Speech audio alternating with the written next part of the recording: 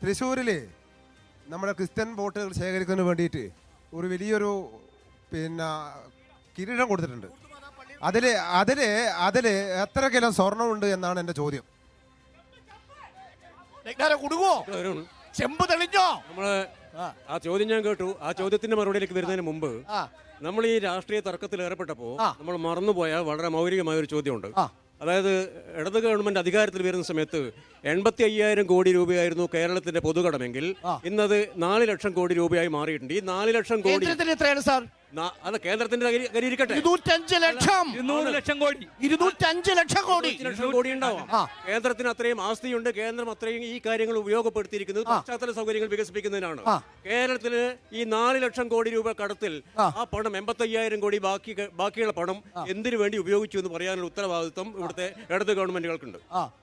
അത് പശ്ചാത്തല സൗകര്യങ്ങൾക്ക് വേണ്ടി ഉപയോഗിച്ചിട്ടുണ്ടോ? എത്ര ശതമാനം ഉപയോഗിച്ചിട്ടുണ്ട്? കേന്ദ്ര ഗവൺമെന്റ് വിദേശ കടം അല്ലെ പൊതുകടം എടുക്കുന്നുണ്ടെങ്കിൽ ആ പണം മുഴുവൻ ഉപയോഗിക്കുന്നത് നമ്മൾ ഹൈവേകളായിട്ടും മറ്റ് പശ്ചാത്തല സൗകര്യങ്ങൾ വികസിക്കുന്നതായി നമ്മൾ കാണുന്നുണ്ട്. ജനങ്ങളിലേക്ക് തിരിച്ചു മറുപടി പറയേണ്ടത് ശിവദാസനാണ്. അത് മറുപടി പറയേണ്ടത് ശിവദാസൻ. പക്ഷേ എനിക്കൊരു കൗണ്ടർ ചോദ്യമുള്ളത്, ഇലക്ട്രൽ ബോണ്ടിന്റെ കാര്യം പറഞ്ഞു, നമുക്ക് ആ ചർച്ച രണ്ടാം ഘട്ടത്തിൽ വരാം. പക്ഷേ എന്റെ ചോദ്യം ഇതാണ് സാർ, 30% ഉണ്ടായിരുന്ന കോർപ്പറേറ്റ് നികുതി 22% കുറച്ചു. ആ 22% കുറച്ചത് ആർക്ക് വേണ്ടിയാണ്? നമ്മുടെ നരേന്ദ്രമോദി ഗവൺമെന്റ് എടുത്തിരിക്കുന്ന നിലപാട് ഇന്ത്യയിൽ ധാരാളം വികസന പ്രവർത്തനം നടക്കും. ഗവൺമെന്റിന്റേതായിട്ട് മാത്രമല്ല സ്വകാര്യ മേഖലയിലും നല്ല തോതിൽ കമ്പനികൾ ഉയർന്നു വരണം. 8% കുറച്ചിട്ടുണ്ടാവാം. പക്ഷേ അതുകൊണ്ടുണ്ടായ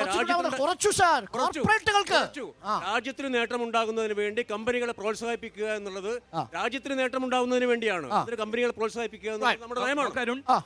ഡോക്ടർ മൻമോഹൻ സിംഗ് ഭരിക്കുമ്പോൾ 72,000 കോടി കടം എഴുതിത്തള്ളി കർഷകരുടെ. പക്ഷേ 77,000 കോടി രൂപ LIC അനുഭവിച്ചു കൊടുത്തത് അദാനിക്കാണ്, അല്ലേ? അദാനിക്കാണ്. സ്റ്റേറ്റ് ബാങ്ക് ഓഫ് ഇന്ത്യയിൽ നിന്ന് തിരിച്ചടക്കാതിന്റെ പേരിൽ വീണ്ടും 5,000 കോടി കൊടുത്തതായിരിക്കാം അദാനിക്കാണ്. കർഷകർ കൊടുത്തില്ല. കർഷകർക്ക് വെടികൊണ്ടയാണ് നരേന്ദ്രമോദി കൊടുക്കുന്നത്. അതായത് 1,40,000 കോടിയുടെ ടാക്സ് ഇളവുകളാണ് ഈ രാജ്യത്തെ കോർപ്പറേറ്റുകൾക്ക് പ്രഖ്യാപിച്ചത്. നികുതി ഇളവുകൾ കൊടുത്തിരിക്കുന്നത് ആ കമ്പനികൾ അപ്പോഴാണ് കർഷകർ ശംഭു അതിർത്തിയിൽ ചോദ്യം ചെയ്യുന്നത് ഞങ്ങളുടെ അരിക്ക്, ഞങ്ങളുടെ ഗോതമ്പിന് മിനിമം സപ്പോർട്ട് പ്രൈസ്.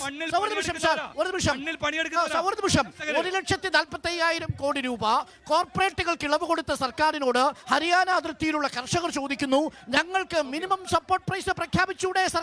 സർക്കാർ ചെയ്യുന്നില്ല. മിനിമം സപ്പോർട്ട് പ്രൈസിന്റെ പ്രശ്നത്തിൽ ഗവൺമെന്റ് നിഷേധാത്മക സമീപനം സ്വീകരിച്ചിട്ടില്ല. ലോകത്ത് ഏറ്റവും കൂടുതൽ ബീഫ് കയറ്റി അയക്കുന്ന നേതാവിന്റെ പേര് സംഗീത സോമൻ എന്നാണ്.